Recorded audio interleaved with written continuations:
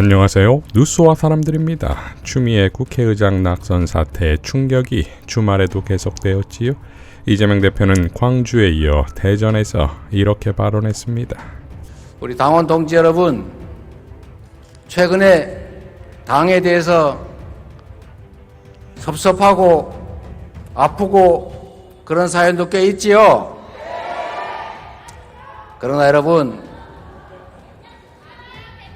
우리 정청래 수석 최고위원께서 말씀하신 것처럼 흔들리지 않고 피는 꽃이 있겠습니까? 언제나 바르고 편한 길만 있는 것은 아닙니다. 사람들의 생각은 다 다를 수 있습니다. 내 생각은 옳고 여기에 부합하지 않는 다른 생각은 틀리다가 아니라 다를 뿐이라는 점들을 생각해 주시면 좋겠습니다. 저는 치열하게 논쟁해야 된다고 봅니다. 지적할 것 지적하고 할 말 하고 또 책임질 게 있으면 서로 책임져 가면서 맞춰가야 된다. 그러나 분명한 것은 어느 한쪽이 반드시 옳은 것인지는 지금으로서는 명확하게 단정하기는 어렵다는 것입니다.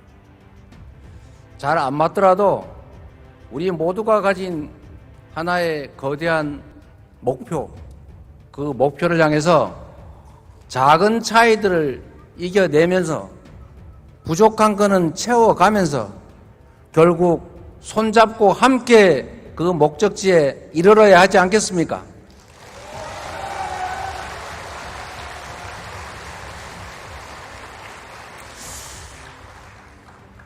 참 어려운 상황입니다. 말씀드렸던 것처럼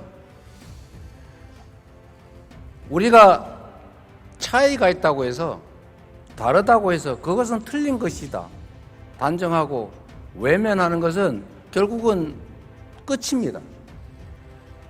노력해야지요. 말씀드렸던 것처럼 아직도 혹시 제재를 하기 위해서 혼을 내주기 위해서 탈당해야지 라고 생각하는 분이 계시면 말씀드렸던 것처럼 당비를 끊으세요. 탈당하면 다시 들어오기 너무 힘들어요. 그리고 오히려 저는 이럴 때일수록 내가 더 책임지겠다 이렇게 해주시면 좋을 것 같습니다.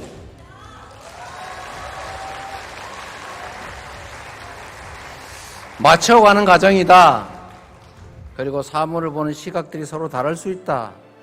그리고 우리가 남들이 가지 않았던 그 첫 길을, 그러나 위대한 그 길을 개척하고 있기 때문에 약간의 아니면 어쩌면 큰 문제일 수도 있죠.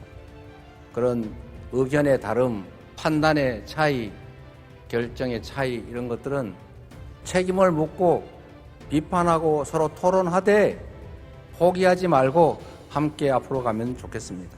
자, 이재명 대표가 당원들과 지지자들에게 호소했다면 김용민 정책수석 부대표는 당선자들을 향해 다음과 같이 밝혔지요.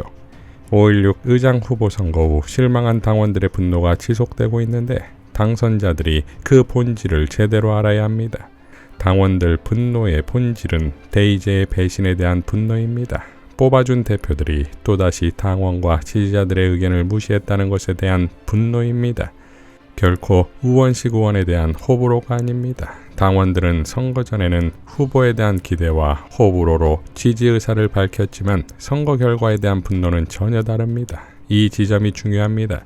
우원식 의원이 앞으로 의장 역할을 잘 하는지 여부와 무관한 분노입니다.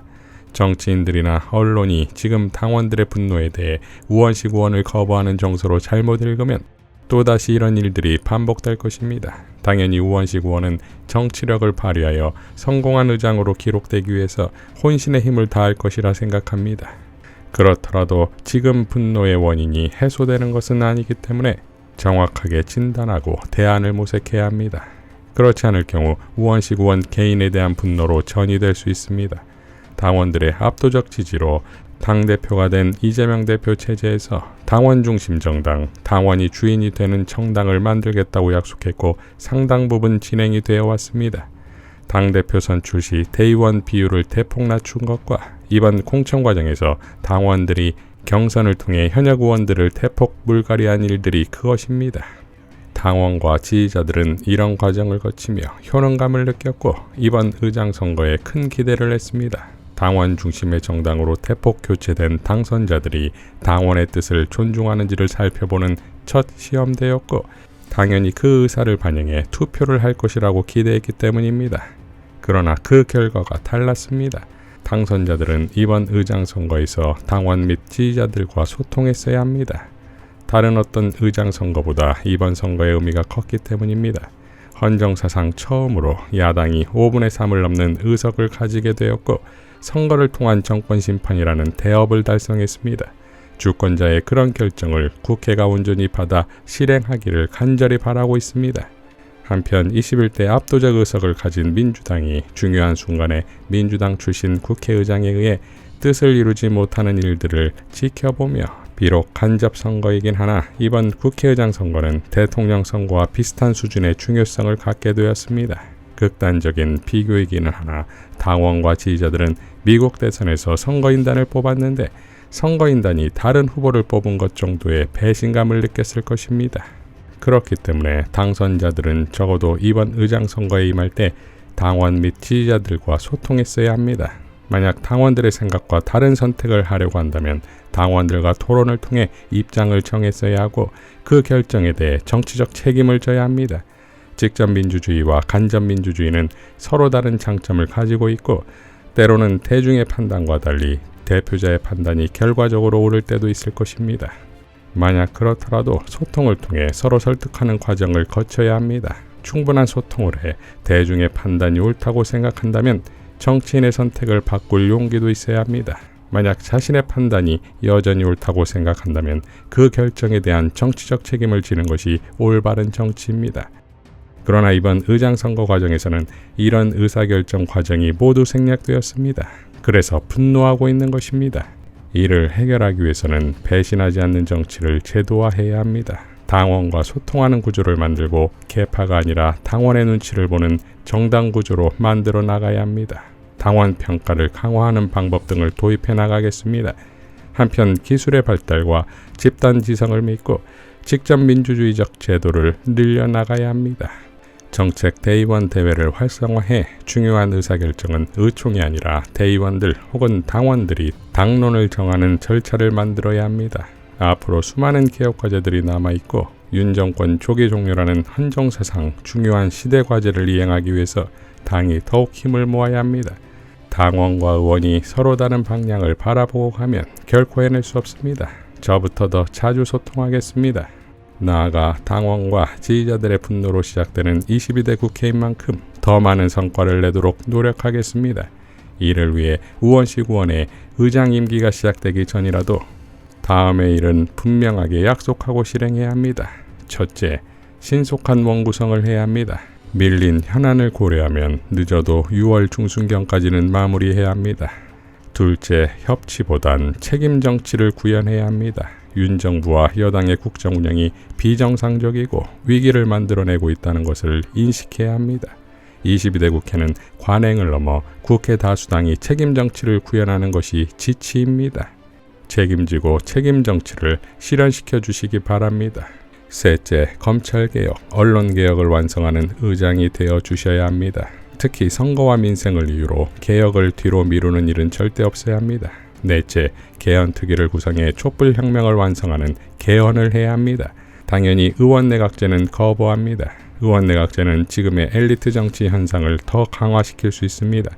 다섯째, 비공식적 의장 자문 조직이 민주당의 당론을 훼손시키지 않도록 해야 합니다. 입법권을 침해하는 중대한 문제입니다. 여섯째, 언제든지 의원들이 불신임 결정을 할 수 있다는 것을 약속하고 그 약속을 지켜주시기 바랍니다. 필요하다면 국회법을 개정하는 것도 착수해야 합니다. 자, 역시 개혁전사 김용민이지요. 배신하지 않는 정치의 제도화다 이겁니다.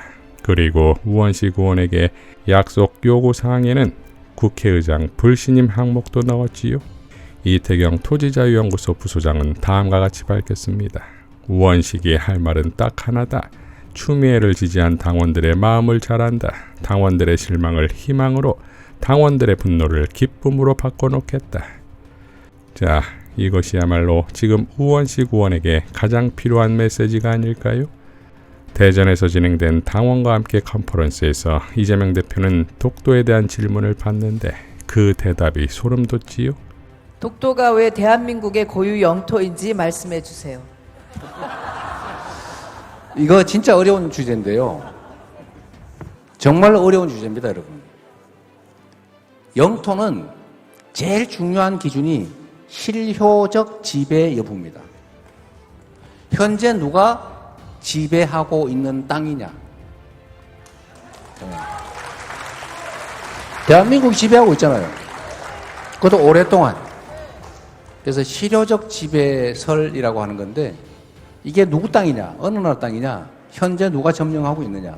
누가 점유해서 지배하고 있느냐? 대한민국이 그것도 아주 오랫동안 실효적으로 지배해오고 있잖아요. 그런데 일본의 전략은 뭐냐? 분쟁 지역화하는 겁니다.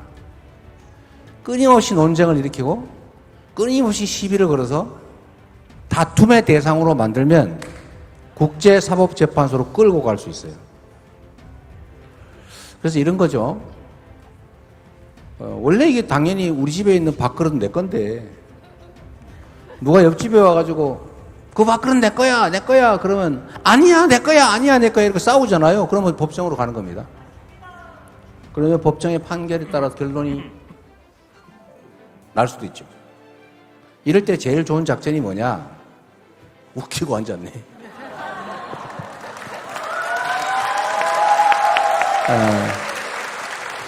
그래서 일본은 분쟁 지역으로 만드는 게 국가 전략입니다. 계속 끊임없이 도발을 하는 거예요. 그래서 여기에 대응하는 방식은 참 어렵죠. 어려운데 실효적 지배가 가장 큰 근거다 말씀드리고요. 하여튼 앞으로도 이 대한민국 정부가 지금 예를 들면 민방위 교제는 국가 문서잖아요, 그죠? 민방위 교제에 독도가 일본 영토로 노랗게 표시된 걸 썼다. 근데 지금은 취소한다고 하는데 이거는 이제 앞으로 50년, 100년 지나면 대한민국 공문에 일본 땅이라고 써져 있지 않냐? 라고 하는 게 아주 큰 근거가 됩니다. 지금 우리는 조선시대 문서 가지고 와 이게 우리 독도가 우리 땅이잖아 라고 말하고 있잖아요. 지금 저는 이게 그냥 실수가 아닐 가능성이 높다고 생각해요. 이것만 있는 게 아닙니다. 얼마 전에 국방부 교재에도 분쟁 지역이라고 써놨다는 거 아니에요? 우리 국군들한테 이건 독도는 분쟁 지역이라고 가르치셨다는 거예요. 또는 가르치려 했다는 겁니다. 이게 이제 강력한 근거가 되는 거죠. 일본이 원하는 바를 그대로 인정해 준 거예요. 저는 이게 대한민국 정부 관료가 아니고 관료의 얼굴을 한 간첩이 아닐까 그런 생각이 들 정도입니다. 문제는 거기에 대해서 그냥 그걸 내리고 없애는 걸로 끝나는 게 아닙니다. 말씀드렸던 것처럼 이건 나중에 역사적 근거가 돼요. 어떻게 해놔야 돼요? 거기에 책임 있는 사람들을 찾아내서 엄벌을 가해야 되겠죠. 그래야 나중에 반박 자료가 됩니다. 자, 그러니까 책임자에 대한 엄벌은 단순한 처벌을 뛰어넘어 독도 수호를 위한 국제적 반박의 근거로서 반드시 필요한 것이다 이겁니다. 이 같은 이재명의 국가관이자 역사관은 윤석열 정권의 친일 매국적 행위를 반드시 처벌해야만 한다는 국가적, 민족사적 사명을 만들어내지요. 그러니 이재명이 희망입니다. 이상 뉴스와 사람들이었습니다. 시청해 주셔서 감사드립니다.